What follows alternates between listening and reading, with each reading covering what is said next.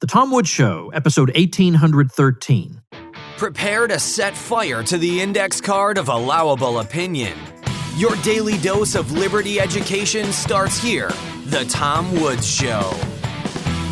Hey folks, Harry's Razors, the official razor of the Tom Woods Show, has a special offer for you guys. You can get a Harry's starter set for just $3 at harrys.com/woods. That's a 5-blade razor, weighted handle, foaming shave gel with aloe, and a travel cover, all for just $3. Head over to harrys.com/woods to claim your offer.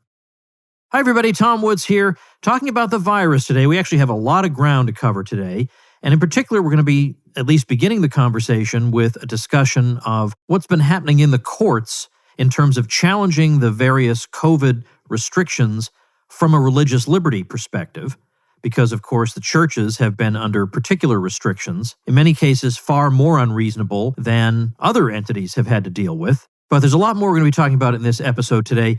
And I'm particularly pleased to be able to welcome as my guest today, Chris Ferrara, who is special counsel with the Thomas More Society and who has, in fact, got some legal victories under his belt in this very area. Now, it's particularly noteworthy that I'm talking to Chris because Chris and I wrote a book together a long time ago, probably 2002, called The Great Facade, about the Second Vatican Council and the craziness that unfolded in its wake in the Catholic Church. And then, a few years later, we had rather an unfortunate public falling out, let's say, that was not always super friendly. I guess that's the nature of a falling out. And we just did not communicate for a long time. I think we went at least a dozen years without talking. So this conversation that we're about to have is actually the first spoken conversation that Chris and I have had in over a dozen years. And I'm really pleased that we're doing this. So in any case, Chris, welcome to the show. Hey, Tom, thanks. It's good to get the band back together again after all these years. Yeah, this is really something. I guess what happened was I did an episode of this podcast, however many months ago, on the case you won in New York, the religious liberty case. And I thought it was a very, very interesting topic. And I was really glad for your success, not only for you personally, but of course for us as a society. And I guess your son, the young people, I'll tell you, they know the score, what's going on, must have alerted you to the fact that I had done this. So you wrote to me, and then we had a very pleasant correspondence after that. And you more or less came to the conclusion, as I did, that, look, there's only so many years allotted to us on this earth. And doggone it, there's a lot of work to be done. And when possible, it's good for people of goodwill to be at peace with one another. Right. We have our differences, and I'm sure the differences will remain, but we have also a lot in common. And I think this is the time when you have to forge alliances with everyone that you can forge an alliance with, because these are the times that try men's souls. I've never seen anything like this in my lifetime. Yeah. I never anticipated a situation like this being brought on by a virus of all things. And anybody who might have speculated about something like this would have been the sort of person, at a conference, I would have whispered to you and said, "Oh, get a load of that guy over there." It turns out I owe that guy an apology, it turns out. Well, I've been telling my sons in particular, all 5 of them, that you're going to see things that have never been seen before. And I was predicting this years ago. And they were scoffing at the time, but they're not scoffing anymore. Now they realize this time of ours really is different in terms of the intensity of the societal and civilizational crisis that we're in the middle of. Pius XII said in 1950, the condition of the world is worse now than it was before the flood. Today, he'd be reduced to a state of apoplexy. Yeah, no kidding. What's happening right now. It's it's beyond imagining. Not even I imagined it. It's gotten so bad that, the opposition to Trump, to take one example of our situation, has reached the point where you see a meme like the one I just saw an hour ago, where they want to make it illegal to own pigeons because they might communicate with each other concerning Trump's agenda. You can't have a carrier pigeon. Oh, I mean, and you and I have talked about the whole issue of capitalism, but I think we both agree that these behemoths in the social media are really not capitalism. They're quasi-governmental entities at this point. Jeez, and all this time when dealing with them, I always felt like my one out was I could get a carrier pigeon in the last resort. Now they're even taking that away from me. Good. We'll be back to Samizdat, the printed word. This is just unbelievable, honestly. And yeah, now is the time to go back and collect your, friends from yesteryear, because man, do we need to be working together at a time like this? Well, I want to talk about, even though I did do an episode on it, now that I have you here, let's talk about that case. So first of all, what was the name of the case? Well, I have three of them, actually. One in New York, one in New Jersey, and one in California. Oh, the California one, I guess I must not have known about. Yeah, they're all involving the same theme, which is a challenge to various restrictions imposed on entire populations in the name of, quote, containing the virus, unquote, an effort that, of course, has been an absolute failure. And so all of these challenges involve restrictions on houses of worship. So each of them is unique in that there's an alliance between Orthodox Jews and traditionalist Catholics.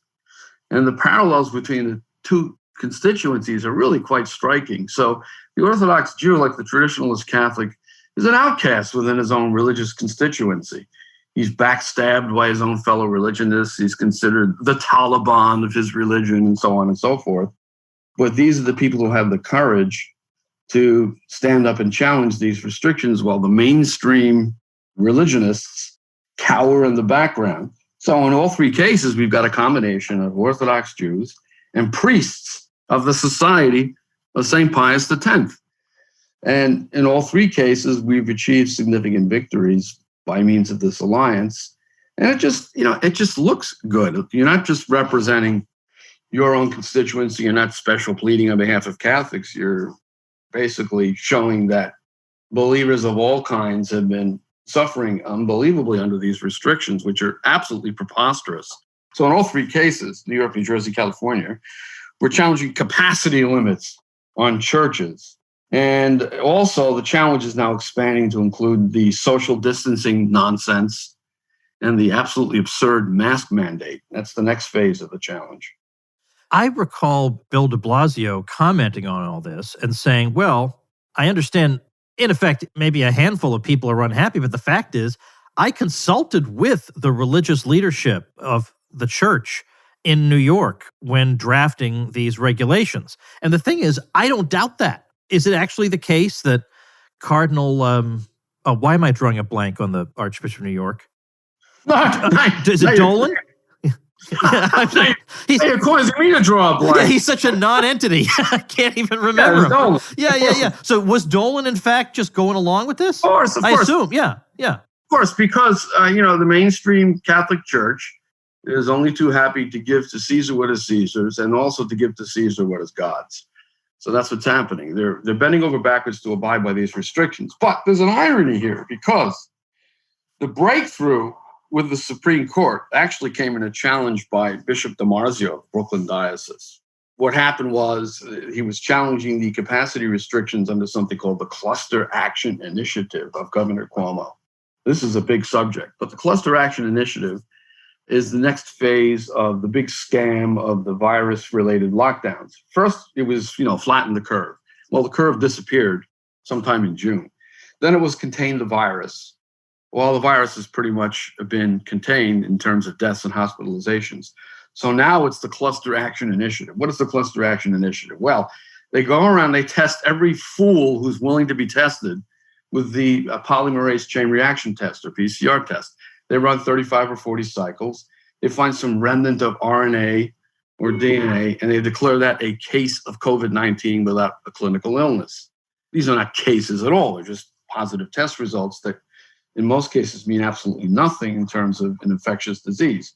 And then they set a metric. They say, well, if a certain percentage of the PCR tests in a certain area is X, then we shut down businesses and churches in that area.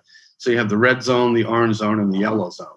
So in that case, Bishop DiMarzio challenged the restriction in the red zone and the orange zone. In the red zone, you can only have 10 people in your church maximum, and in the orange zone, 25 people in your church at a maximum, putting aside the percentage limits. So they went to the Supreme Court just challenging the 10 and 25 person caps, but they didn't challenge the percentage limitations, because apparently they were quite content to have their churches limited to 25% or 30%, 33% of occupancy. They just had a complaint about the 10 and 25 person cap. So the Supreme Court came in and said those caps are unsustainable under the free exercise clause.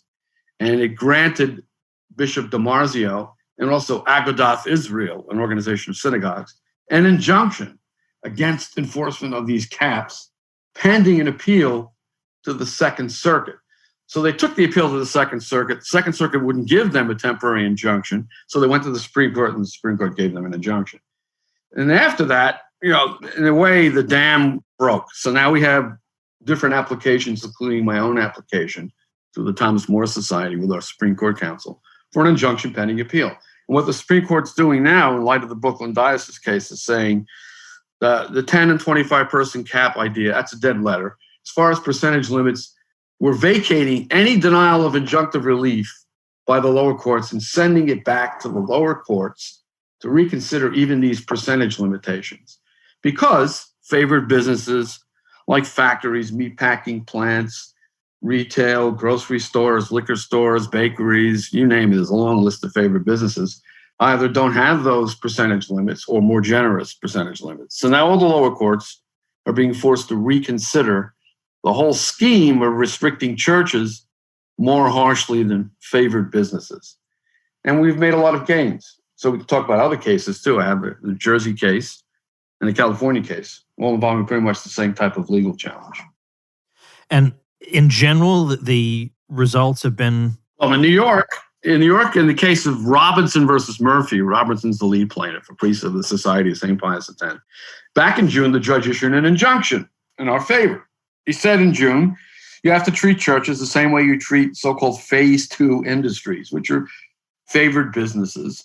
And they're all at 50% capacity. So why should churches alone be at 25% capacity? So he struck that down and gave us an injunction saying we have to be treated the same way as favored businesses, 50% capacity, which was a huge win at the time.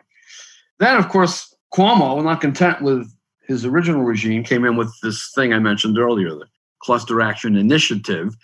He says there are clusters of cases based on PCR test results. So he superimposed over the original restrictions this Cluster Action Initiative. And he said you can't have more than 10 people in a synagogue in the red zone or other house of worship. And in the orange zone, no more than 25 people. Well, we challenged that as well. And the same judge who gave us the injunction back in June, for some reason, upheld this. So we appealed to the Second Circuit. And the Second Circuit, following Brooklyn Diocese, said, nope, that's got to go back to the original district court judge. He now has to reconsider upholding the Cluster Action Initiative in terms of these capacity limits. So now we're going to ask the judge in the New York case to just basically treat us as essential businesses. Houses of worship, churches and synagogues should essentially be at 100%, like factories, meatpacking plants, mass transit vehicles crammed with people, and all kinds of other places, or at the very least, at least 50%. So that's where we are in New York. In California, following the Brooklyn Diocese case, a state judge enjoined totally the capacity restrictions on churches in California and said basically it's 100% for churches, the way it is for favored businesses. The state of California has just appealed that.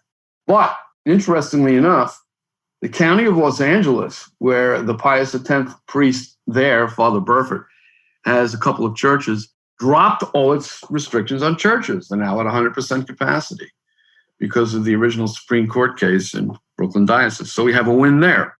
Then turning to New Jersey, Robinson versus Murphy, the plaintiff there has received a vacator and remand. In other words, it's been sent back to the district court, which denied us an injunction. And now we're going to ask the district court to give us the same limitations on church activities that are allowed for favored businesses. And the Supreme Court has made it clear in these cases that henceforth, you can't treat religious institutions more harshly than businesses on the theory that the businesses are essential and churches are not. That's just a dead letter now. So we see some light at the end of the tunnel on the capacity limitations. But next up is the floating personal bubble zone, Tom. We have to have 6 feet distance between each other in public life. And we have to wear the stupid masks on our faces, which do absolutely nothing.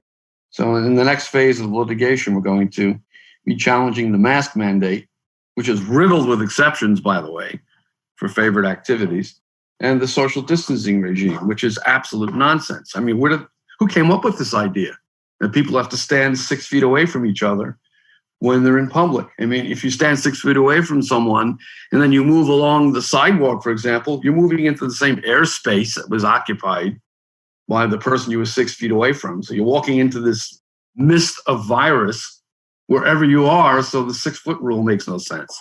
All it does is destroy social order. Well, Chris, by the way, this Father Burfoot you mentioned, is that Father Trevor Burfoot? It's Trevor Burfoot of the Society of St. Pius X. Well, I don't know if you remember this, but you were at the baptism of my youngest daughter, Regina, and she was baptized by Father Burfoot. Yeah, we thought so. We hadn't actually confirmed that, but we remember that. Yeah. That's right. And he is a natural, by the way, for this kind of role in litigation. Oh, because first of all, he has a very, unlike you and me, frankly, he has a very, very calm temperament, right? Not excitable at all. No, he's very good. He's done a lot of media interviews, and that was quite the breakthrough for a California state court judge. We brought the case in state court to avoid the poisonous waters of the federal judiciary. And the judge basically slam dunked the whole regime restricting churches in California. Well, the other thing I wanted to say is the effects this has had on the way the new Mass is done. This would be a little inside baseball for Catholics, but we'll say that because of social distancing, there's no sign of peace, so you don't walk around the church shaking hands with everybody like an idiot. And then the other thing is they're not distributing communion under both kinds because they feel like that would be too obviously if everybody's drinking out of the same chalice, so they're not doing that. So I consider both of those to be inadvertently good developments, even though for the wrong reason. But of course, the bad development is a lot of places they won't allow communion on the tongue, which is what you should do. Well, strangely enough, in New York, New Jersey, and California, there's no prohibition on communion under both kinds or communion on the tongue, which is one of the many exceptions that render the whole mask mandate ridiculous anyway. And we're arguing in these cases that the mask mandate is a radical interference in religious practice in so many different ways. For example, does anyone seriously propose that a married couple should exchange vows with face diapers on? It's ludicrous. Yeah. And also, how do you exchange rings from a distance of 6 feet without some kind of mechanical extender device? That's absurd. So, obviously, weddings are exempted just implicitly. Yeah. And of course, a priest, when he administers certain blessings, there has to be a laying on of hands, so that's exempted. And a priest has to be allowed to preach without a mask on because politicians are all gassing without their masks on when they speak indoors. So that's another implicit exception. So the mask mandate in terms of religious practice is a gratuitous interference.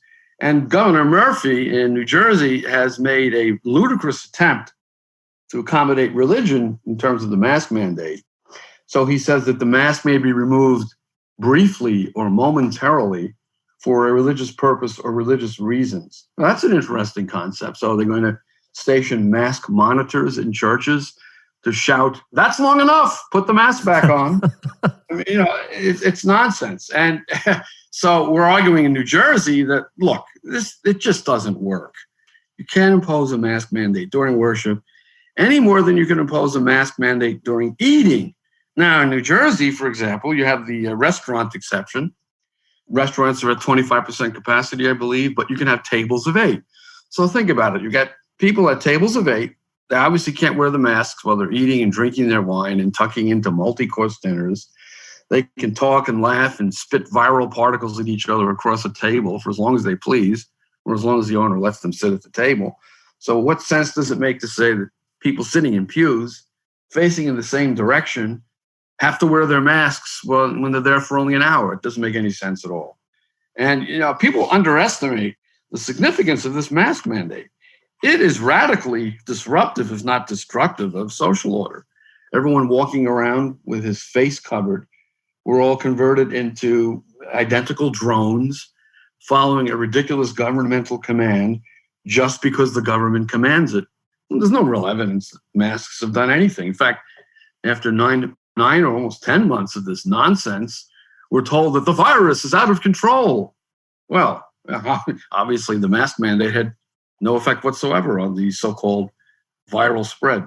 It's so funny to look at some of the charts of, and you can pick the metric. It can be cases if you like that. It can be hospitalizations. It can be deaths. How many articles have been written in the mainstream media where you've got the curve starts to come down, and they say, aha, the mask did it. But then 5 months later, the curve goes up higher than it did the first time. Right. And there's not a word of, well, gee, maybe it's more complicated than we thought. No, they just leave it. There's no further commentary. They just leave it. Well, they say it would have been so much worse if you hadn't had the mask. So non-falsifiable. Yeah, well, it's a variation of post hoc ergo propter hoc. After this, therefore, because of this. This version is non-hoc ergo propter hoc, not this. In other words, but of course, it doesn't apply to them. Like, why couldn't I say, well, maybe the curve came down because it comes down at the same time everywhere because the whole thing is seasonal, and maybe that had nothing to do with the mask. So maybe you're engaged in post hoc ergo propter hoc by attributing the fall in deaths to the masks. But apparently, that works only one way. Yeah, sort of the masks, by the way. Oh, my mask protects you, and your mask protects me. But it doesn't protect me from inhaling the virus. It just protects the other person when I expel it with force by coughing or sneezing. Now, that's obvious nonsense. If the mask contains the virus expelled propulsively when I sneeze or cough, why doesn't it protect me when I'm just walking around breathing normally and the virus is not being expelled in my direction? I'm just picking it up in the surrounding air. So the one-way mask theory is nonsense. And the reason they devised that theory, that the mask only works one way, it's a source control, is because there's no evidence that masks do anything to limit the spread of a virus. And they have to admit that. So they say, basically, even though you're not protected by your mask, somehow your mask protects the other guy. Absolute nonsense. This is not science. It's voodoo. I think you called it a rain dance somewhere. Yeah. And then the rain comes and they pat themselves on the back for it. But now you have a whole society, at least half of society, if not more, who you would think after months and months and months of wearing masks, they would think, I'm not so sure this really does anything. But instead, they think it's the 1.3% of the public that doesn't always wear them that's really driving it. It's just crazy. Well, you've got to keep the masks on people's faces because when the epidemiological data no longer really show that this was, in fact, it never was, the bubonic plague, people begin to wonder, why am I abiding by these lockdowns? So if you can keep the masks on people's faces, you maintain the sense that there's something terribly amiss, that the very air is teeming with virus. You've got to keep these masks on so that even when the data no longer support the lockdowns, the masks maintain the mentality of the lockdown. Yeah. That's why there's such frenetic insistence on mask wearing by Democrat politicians. This really cuts, remarkably enough, across party lines. I remember seeing a video of one of these left-wing demonstrators screaming at a cop, "Where's your mask? Put on a mask. Why don't you wear it? Wear the mask. Put the mask on. Here, I have some masks here. They're free. I'll give it to you. Put it on. Put it on."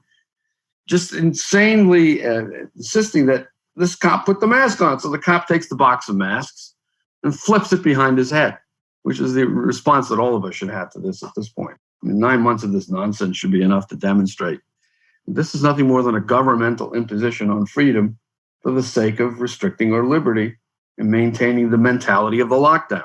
But then to make the gaslighting complete, the people who are going to lecture you about it the most are the ones who claim to be speaking in the name of science. I'm following the science. No, you're actually not. You're actually not. That phrase is almost never used in the service of real scientific facts. It's always used to support superstition. Every time.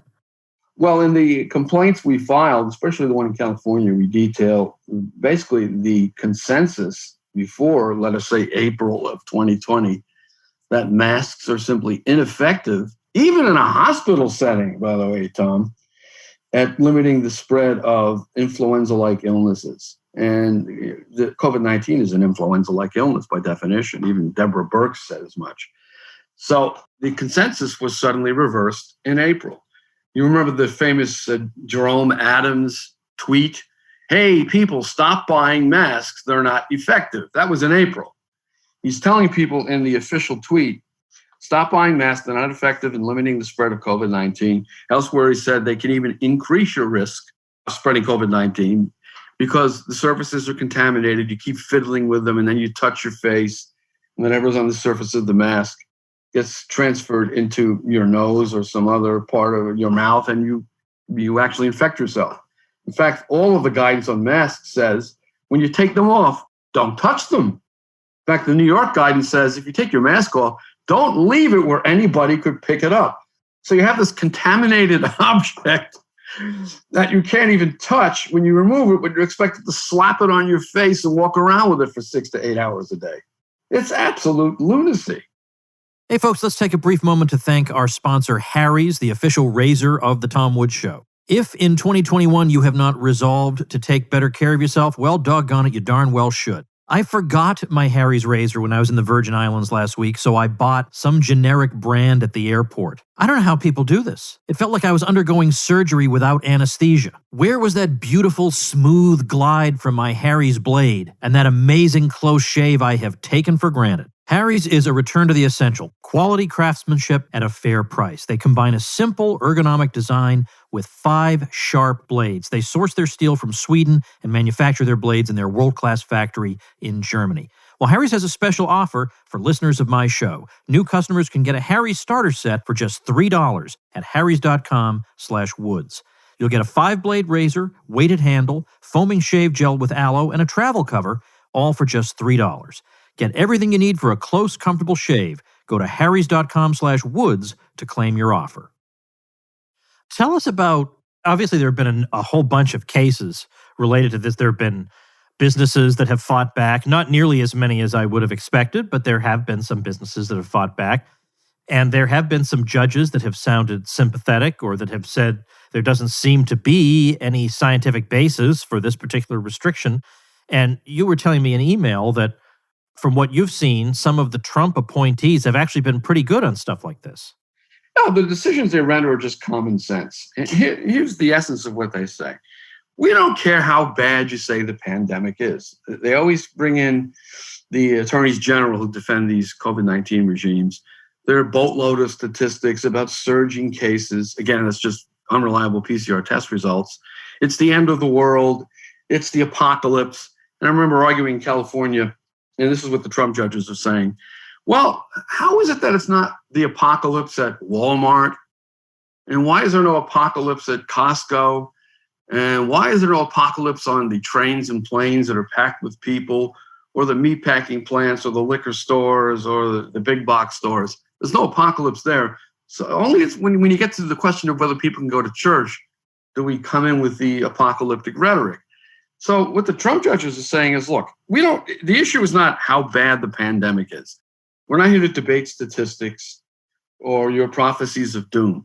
Even if the epidemic is as bad as you say, you still have to treat churches on an equal basis with favored businesses.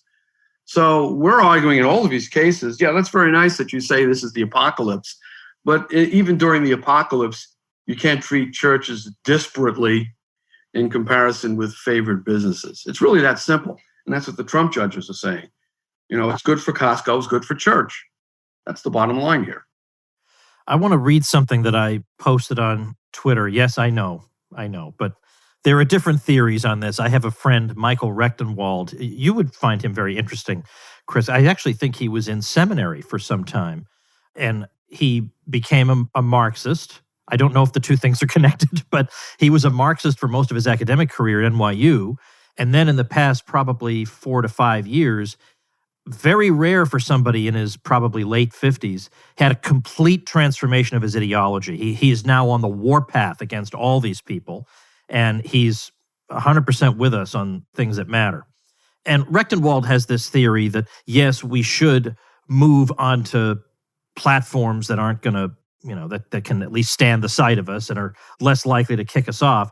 But he thinks that if we have a beachhead in enemy territory, we should keep it. Like if you're on Twitter, keep it. Just stay there. It couldn't hurt. So anyway, that's a theory. I understand people who just boycott. I don't even care. I just want to reach people. And on Twitter the other day, I wrote this. The way the history books, especially school textbooks, will cover the past 4 years will be entirely fictional. Russiagate, COVID, the alleged effectiveness of lockdowns, the quote, very fine people, hoax, etc. A non-sociopath should write an authentic chapter and post it online. In other words, this chapter of your history book is going to be so laughable that you might as well not even read it. I suppose it's not that different from the other chapters in your book, but this one in particular, I feel like it's going to be especially in the realm of fantasy. So somebody needs to write a substitute chapter and just have it. 2020chapter.com. Just buy that, put it up there so that kids can read it. But what I wanted to ask you about is just to take the last few minutes to reflect on the significance of this moment. Yeah, I know. You know that one of the things I do for a living is find standard historical narratives and poke holes in them. So it's not like this is new to me that there would be distortions of events, but I feel like, I don't think it's just me. I think this is on a whole different level. I feel like there isn't going to be anything worth reading in the way any mainstream commentator covers the last 4 years because of the crazy agenda they have and the just their bizarre inability to think clear. It's not even that they can't think clear. They don't want to think clearly. They want to portray things in a certain way. I mean, what do you think about living in this world? Well, we've always known about the liberal bias of the media. I've been following politics since the age of 18, and I have never seen anything like this. It's gone so far beyond bias that it's almost impossible to describe, except to say this.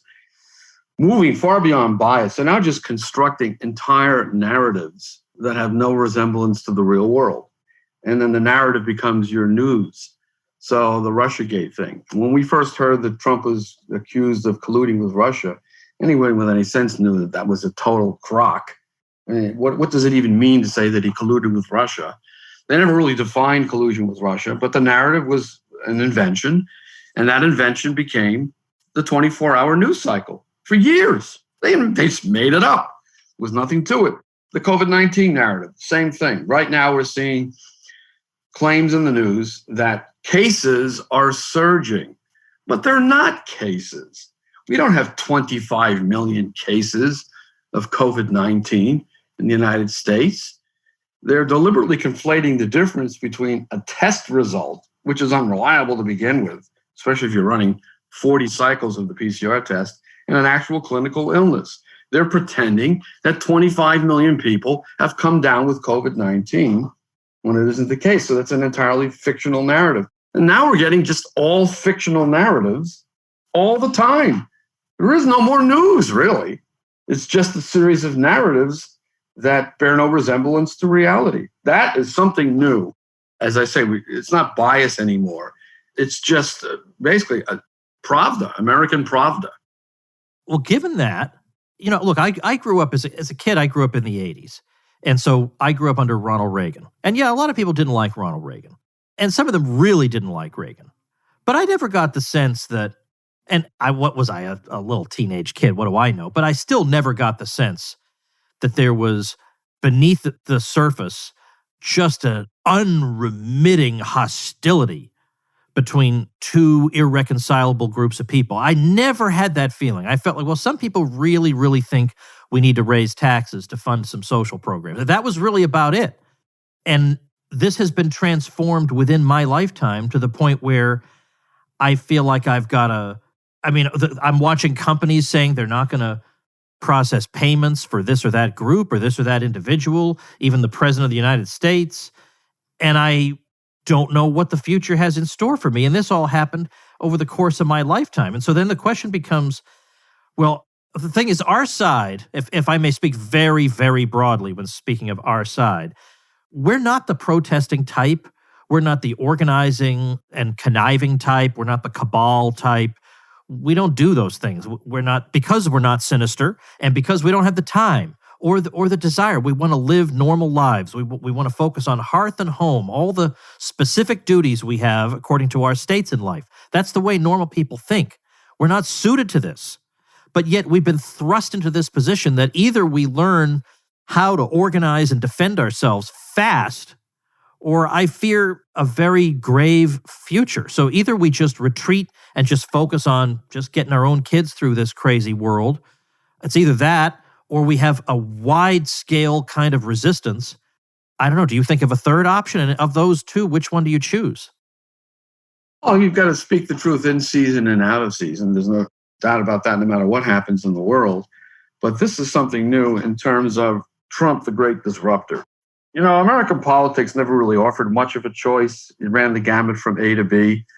You have liberals and not quite as liberals. You have the liberals saying, let's plunge into the abyss, and the so-called conservatives saying, not so fast. Let's back off a little bit from the abyss. Well, when Trump came along, as far as I can see, he was the first true outsider to get elected to the presidency. He really was beholden to nobody. Granted, he's a billionaire reprobate with a sordid past in terms of his sexual behavior, but somehow he fastened onto this constituency of the forgotten Americans, pretty much pro-life, pretty much pro-American, patriotic types, and he got himself elected. That was a major unexpected development for the powers that be. He inched us back from the abyss, and he began to make it clear that this really was something different in American politics, a real alternative, a real movement for a significant difference. And I know a lot of apolitical people who had given up on the American system became Trump supporters because of this obvious differential between his presidency and everything that came before him, just in terms of judicial appointments, for example. So it turned out that Trump has been hated by all the right people to a depth and a breadth that we have never seen before. Literally, every power that be, all the forces of the world, whether it be in the media, in politics, big pharma, big business, were arrayed against this one man, this one frail vessel. And that is something unprecedented. He wasn't supposed to be there. It was as if the immune system of this whole rotten, corrupt civilization that is collapsing because of its own immorality was trying to expel this foreign body. They wanted him out, and now he is out. So that's something unique. This is much more than the hostility we saw toward Ronald Reagan or Barry Goldwater. Yeah, and in fact, the sorts of people who would have this reaction to him are the kind who would say, oh, if only we could have responsible Republicans back like John McCain and George W. Bush and Mitt Romney. And so another tweet I put out was, well, everybody, don't worry. Okay, don't panic, because I'm sure Mitt Romney will stand firm against the leftist mob that can't stand the sight of you. I'm sure we can count on old Mitt, who will fold at the first instance. The Mitt who'd be part of the mob in all likelihood. Chris, what is, if people want to follow what you do, in particular to know about the Thomas More Society, the legal side of what you do, because you also are a commentator, what's the website? It's thomasmoresociety.org, 1 O and more. Okay. And they have a little bio of me there and a very flattering picture. I wish I looked that good now, but anyway, I'll take it. And so I do work for them as special counsel. And, as you know, I write for The Remnant and other traditionalist publications. So that's where I'm at these days. Well, that photo thing just reminds me of a joke you and I were at a conference. And you remember every once in a while, people would mistake us for each other because we had a very basic resemblance. So I got up at the podium and I said, all right, listen, there's a little bit of a problem here. Some of you are actually going up to one of us and thinking it's the other, and you're mistaking us for each other. And I just want to clarify that Chris is a much older man. So if that helps you at all. Not that I look it. No, you look fantastic and never better. You look marvelous. Well, listen, Chris, I really, really appreciate that. I think this was just fantastic. I'm so glad we did it. And keep fighting, and let's do it again. Fine with me. Take care, Tom. All right, everybody. Tomorrow on the show, Michael Rechtenwald, whom I just mentioned in this very episode, is joining us to talk about the Great Reset. We've heard this phrase, and I know some people think this must be some conspiracy theory. This can't be real. Well, Michael's been spending some time looking into that, so I think you're going to appreciate that. Then after that, it's going to be an episode on the fiasco in California, which is, I don't know what to say other than it's a total fiasco, everything in that state right now. And then early next week, we're going to get Dan McCarthy, who's increasingly becoming a favorite on the show, who is editor of the venerable conservative journal Modern Age, just to assess the current political situation and the crazy developments of the past couple of weeks. I think he would be particularly helpful as a commentator on that. So we got some great episodes coming up. Make sure you subscribe to The Tom Woods Show at tomwoods.com/Apple to make sure all these episodes show up automatically on your device. See you tomorrow. Become a smarter libertarian in just 30 minutes a day. Visit TomWoods.com to subscribe to the show for free, and we'll see you next time.